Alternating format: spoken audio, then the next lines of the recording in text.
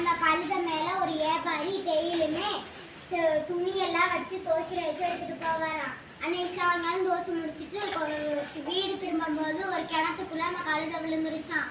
ஏபாரி இருந்துட்டு, இது என்னடா திடீர்னு கழுதைக்கு உள்ள விழுந்துருச்சு, இப்ப என்ன பண்றது, சாப்பிடாம இருந்தா இறந்துடும் அப்படின்னு சொல்லிட்டு டெய்லியுமே கரும்பு வெட்டி கொண்டு வந்து அந்த கிணத்துக்குள்ள போடுவாராம்.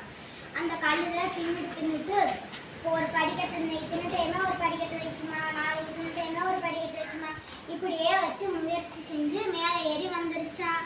அது மேலே ஏறி வந்தோடனே ஏபாரிட்ட போய் ரொம்ப சந்தோஷப்பட்டுச்சான். இந்த கதையில இருந்து நம்ம என்ன தெரிஞ்சுக்கிறோம்னாக்கும், எங்கனாச்சும் நம்ம மாட்டிக்கிட்டோம்னாக்கும் நம்ம முயற்சி செய்யணும், அங்கிருந்து தப்பிக்கிறதுக்கு வழிதான்.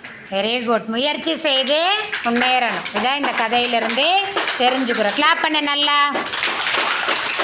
அருமை, சூப்பர் அபிஸ்ரீ. இந்த கதை யார் சொன்னா?